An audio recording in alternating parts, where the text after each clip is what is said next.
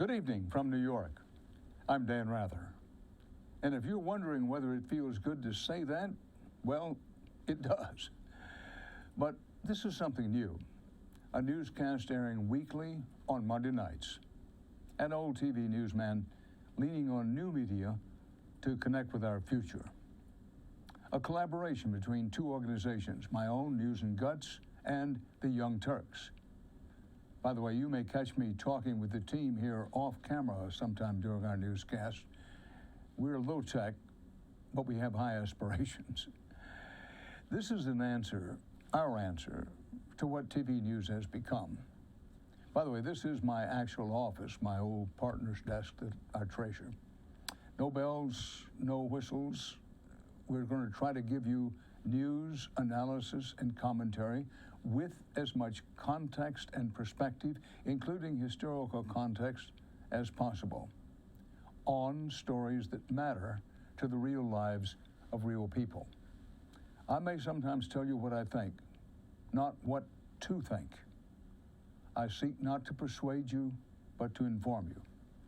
We're launching this venture 2 days after the one-year anniversary of President Trump's inauguration. 1 day after the anniversary of the first Women's March.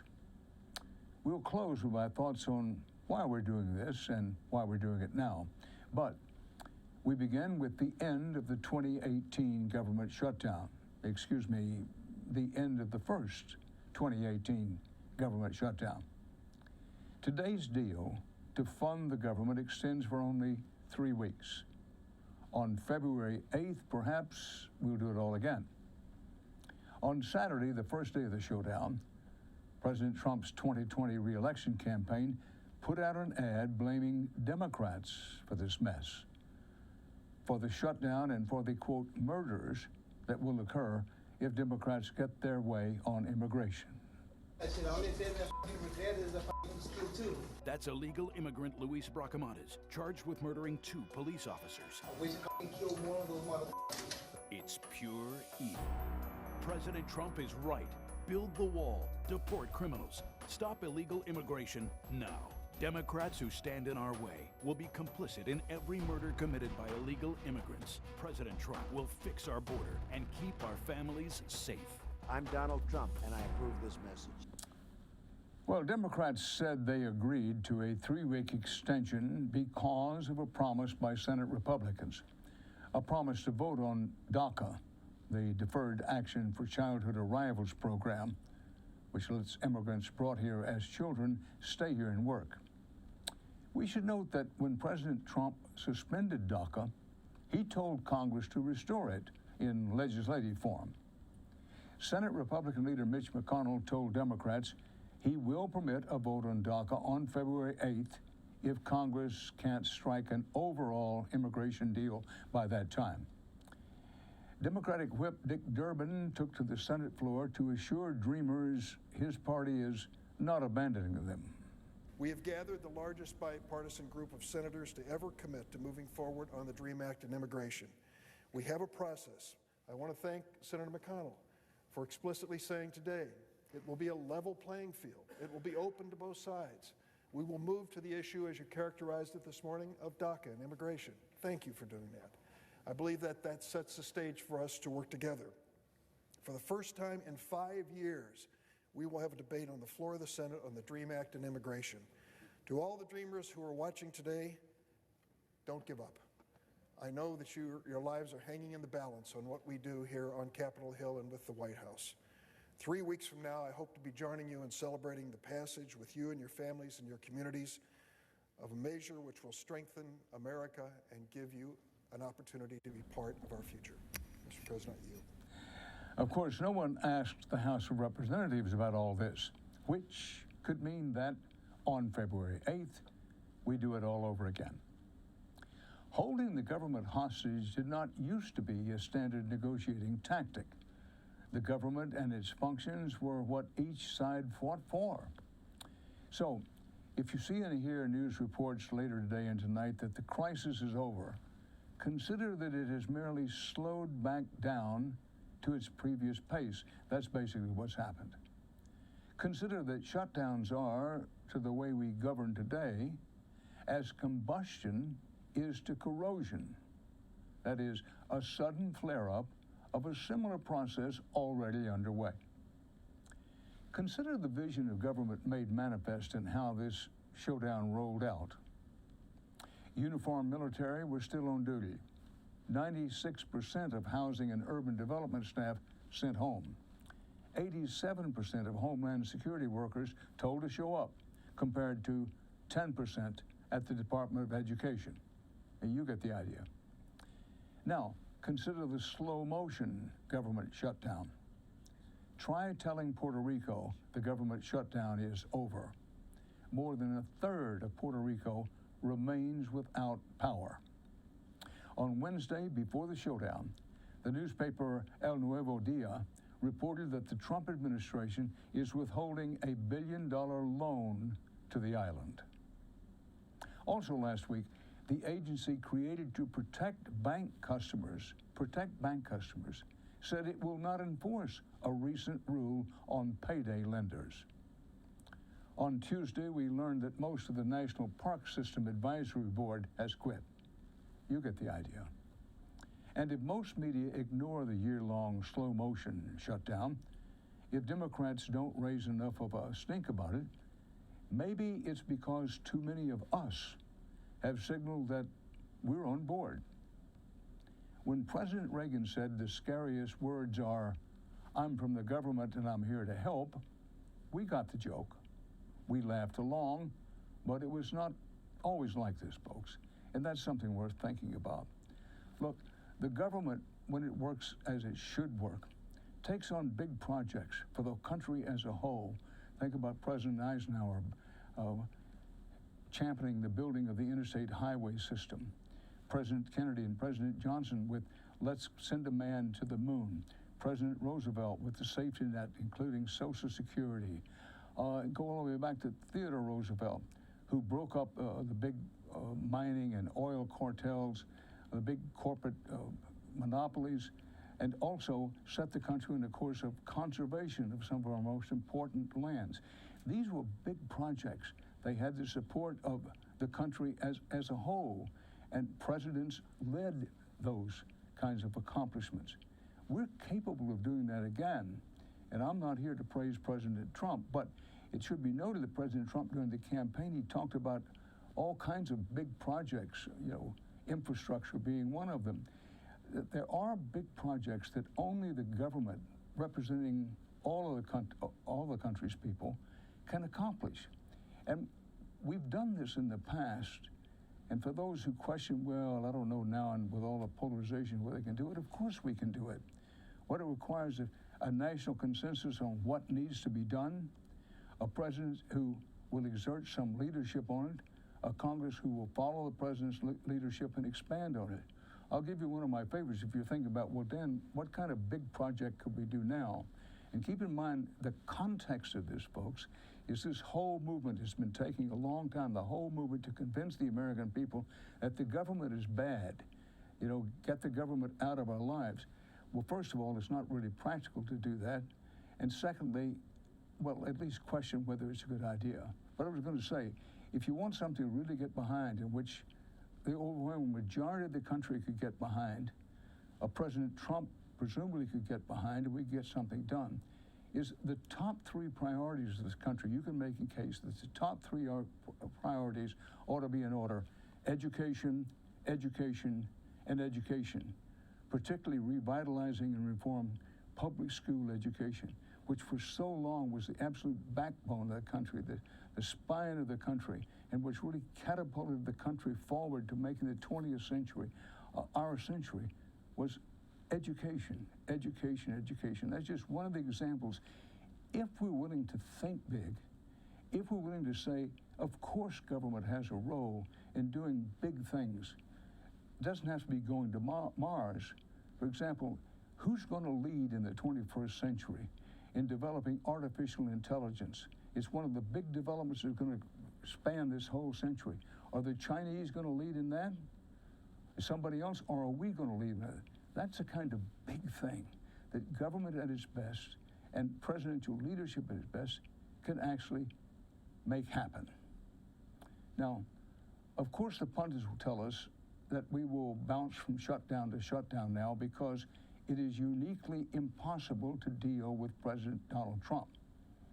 Like negotiating with Jell-O, Senate Minority Leader Chuck Schumer said. But Mr. Trump is less an anomaly than many admit. Is Mr. Trump's intellect truly less robust than, say, that of Vice Presidential candidate Sarah Palin? Has America really blundered worse under Trump than it did by invading Iraq? America did not teleport into 2018. We walked a path, brightly lit by the neon warning signs of our past. We have been down this path before, and we do know the way back.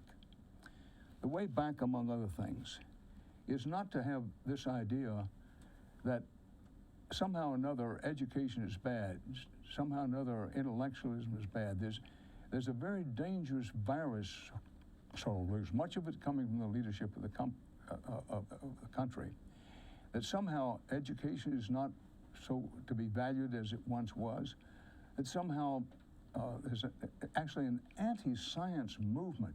It's very clear. Anti-science movement, do we really want that? Is that really going to take us back? And there was a time not long ago when scientists were among our biggest heroes, finding, for example, a cure for polio and all kinds of accomplishments. Where does this come from, this idea that, well, we don't need to think of a college education for nearly as many people as we once did? You know, I've said, and I'll say again, that the American people are pretty good at separating brass tacks from bullshine. And when somebody tries to convince us that what this country needs is really less education, particularly less higher education, what this country needs is fewer scientists and less of an emphasis on science, that's not the way back. That's not the way forward. It never has been for the country, and it can't be now. Now, that's just what I think. Again, I'm not telling you, I'm not even suggesting to you what you should think. But in all of that, maybe there are a few points to ponder. I hope so. Now, the Senate wants to confirm President Trump's nominee for Health and Human Services. That's Obamacare, Medicare, Medicaid, and health care costs. We have an exclusive report about this man's past record of lowering health care costs onto you. I'll tell you about that after this. I see what we all see. The deep divisions, the endemic injustices, the uncertainty about our future.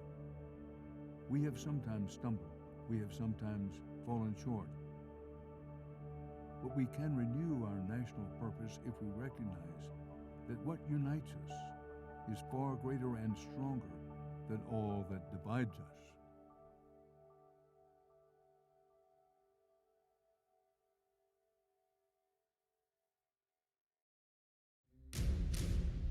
Look, we're doing interviews over there at youtube.com/TYT interviews, and we've done some amazing ones recently. So now, of course, you know the person most widely considered to be the most progressive senator is Bernie Sanders. Yeah. Why not back him during the 2016 primaries? Why be a Democrat at all? And we're in a time where you cannot, in good conscience, sit on the sidelines of history. An exclusive tonight about President Trump's nominee to run Health and Human Services, a cabinet position, and about what it means to lower health care costs in this country right now. Senate Republicans expect to confirm the nominee, Alex Azar, by the end of this month. Mr. Azar was the top executive at Eli Lilly Pharmaceuticals, and as you might imagine, got fairly interrogated by two Senate committees about drug prices. So everybody's concerned about rising drug prices. But it turns out Mr. Azar also served on the board of directors at a company called HMS, which specializes in, quote, containing healthcare costs. Documents from Azar's year at HMS show that the company's focus was less about cutting costs and more about shifting the costs. So HMS helps states and private companies shift costs off their health plans and onto other plans, onto government health plans, other company health plans, or onto the individuals themselves. Take Medicaid. At Azar's confirmation hearing a couple of weeks ago, Ohio Senator Sherrod Brown questioned him about whether he favors cutting Medicaid costs by imposing work requirements on Medicaid recipients. All of us want to know exactly how you could rationalize requiring individuals struggling with an illness, whether it's cancer, whether it's opioid addiction, whether it's some kind of severe mental illness, how you will rationalize requiring individuals struggling with those illnesses to work in order to remain eligible, especially when such a requirement is in direct contradiction to the objectives of Medicaid programming. If you consider someone with cancer to be able-bodied, what about an individual diagnosed with depression? I would like you to do this. I'd like you to please submit your proposed definition of able-bodied adult to this committee, included in the record included in today's hearings, before this committee votes on your confirmation. Senator, I don't have a proposed definition of able-bodied. You're imputing to me a desire that I have not stated. In a letter last July, however, HMS, quote, strongly urged letting Wisconsin do just that. Impose work requirements and other restrictions to qualify for Medicaid. Also, while this Mr. Azar was on the board, the HMS company advocating making you sign an affidavit on whether your spouse has a job and qualifies for health care from that company, and forcing you to prove your dependents really are your dependents. The HMS company estimates that its suggestions can help companies disqualify about 8% of workers' dependents. Azar, on the other hand, reported receiving stock and options valued at more than $100,000 for his year on the HMS board. Now, by any reasonable analysis, this is insidious. It needs to be recognized. It needs to be considered by the public at large. What you have here is an ongoing effort. This is just one example, an ongoing effort to basically come after Medicaid, to come after eventually Social Security, but particularly when it comes to health care costs. The idea is not a new idea, but it's one that's taken up some momentum in recent years. Is sort of take the U.S. government as a representative of we the people out of decisions about such things as should drug prices go up or should the people as a whole have some leverage in negotiating. That's what the government has been doing. This is all an effort to say, listen, you turn the pricing of things over to the big pharmaceutical companies, to the insurance companies, and the hospitals, which are increasingly owned by the insurance companies. It's an effort to say, let them sort of settle on what the price is going to be. Don't have the public at large, through their government, have any leverage. That is what this is about. You'll hear such phrases as, well, let the market decide on pharmaceuticals. Now, I want to point out one thing to you. We talked to healthcare insurance whistleblower Wendell Potter, and he said companies like HMS shift costs around and then add to those costs by charging for their services. It's total neglect of the government ability to leverage scale to negotiate lower prices. That's a lot about what this whole thing is about. Now, we're going to put up a link to our article on Azar and HMS when we get around to the description for this video, so if you want to know more about it, go that route. Now, I want to share my thoughts with you on why we're doing this program, and I'll do that after this quick break. All right, well, the Young Turks special election day coverage dropping. An amazing power panel. Look at this panel. You want to talk about power? Like a smart Destiny's Child. We're all too strong. We start a revolution.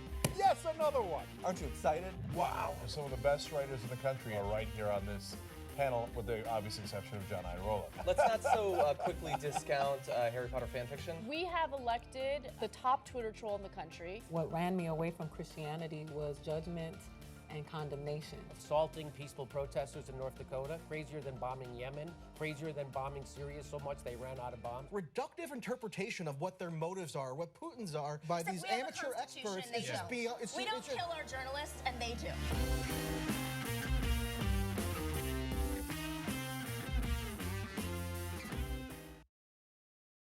I know what you're thinking. I love how you do something with your lips when you play the sound clips. Oh, really? Yeah. Look at his Anna is a woman. No, you're closing your mouth. Usually I'll be like, and I'm like, is he like lip syncing it? I don't know.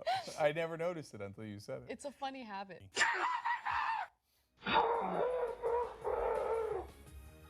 It's not human intelligence! TYT member. They're kicking me out the door. They're kicking me out the door.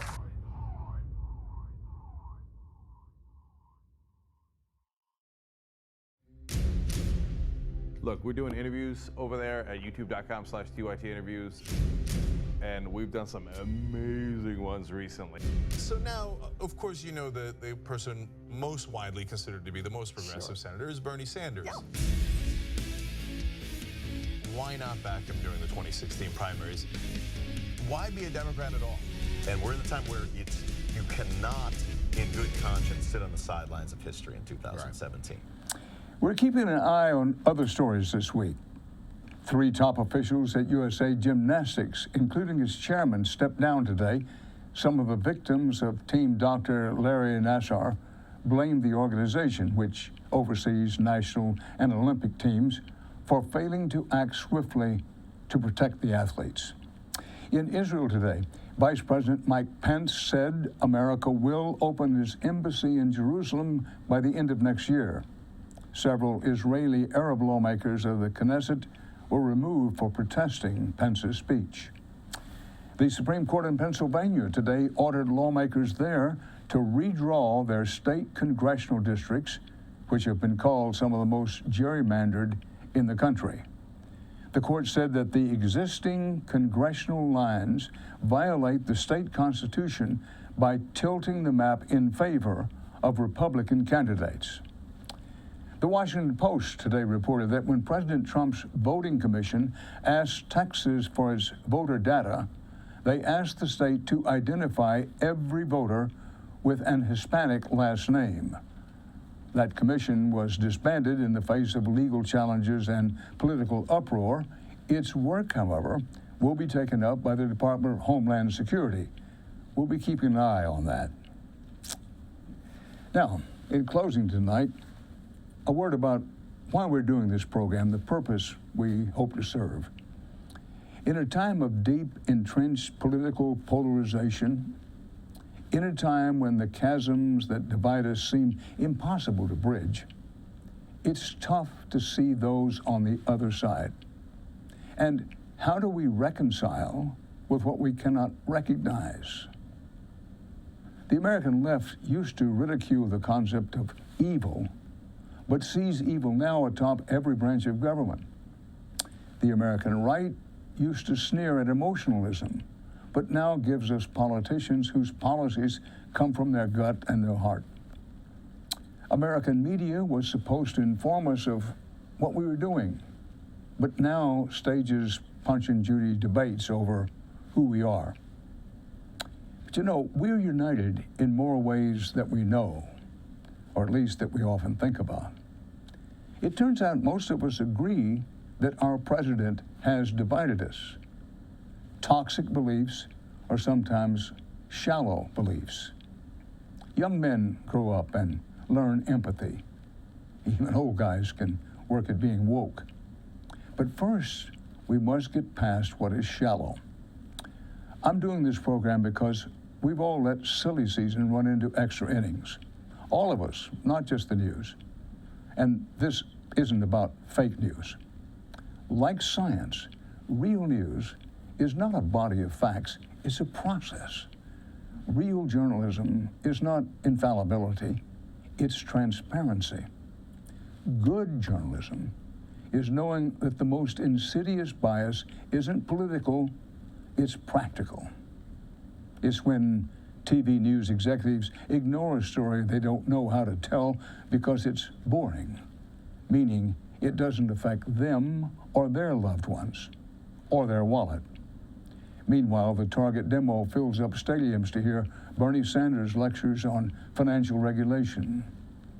As we speak, 1/3 of Puerto Rico is in the dark, still in the dark. Americans not yet born are imperiled by environmental degradation. American weapons are turning Yemen into a plague pit. Women still earn less than men while fighting for our children's health and their own reproductive rights. People of color suffer systemic discrimination, not just on horrific police videos, but out of sight, as banks and lenders still deny them access to credit. We have a long way to go, and we will not get there by dwelling on speculation about who will get indicted or elected. Those diversions leave the powers that be free to take us back and take us down. Well, not on my watch. Not if I can help it. I like to say I'm a reporter who got lucky, very lucky. Along the way, I was mentored and inspired by journalists who preach the importance of the role of the press as a constitutional check on power. What that requires is fair and accurate reporting. It requires a shared sense of the truth. And it requires the time and space to pause and reflect. My hope is that's what this program will provide at least some of the time. I look forward to hearing from you as to how well you think we're doing, or how badly. Now, why the Young Turks? Well, for one thing, because they asked me, and because I wanted to speak to people who care about the future and want to build a better one, especially some of our younger citizens. I wanted to let you know that our politics today is not who we are. It never has been. Who we are is who we aspire to be. It always has been. So I'm here to share what I've seen that's taught me that our aspirations have no limits. We can be who we choose to be. We can fill the streets, run for office. If we pay attention and do the work, we might just build a more perfect union. With that, I'll leave you for this news cycle. The Young Turks is next, and we'll be back with the news at this same place and time, 5:30 Eastern, every Monday. Until then, Dan Rather reporting. Stay steady. I see what we all see. The deep divisions, the endemic injustices, the uncertainty about our future. We have sometimes stumbled. We have sometimes fallen short. But we can renew our national purpose if we recognize that what unites us is far greater and stronger than all that divides us.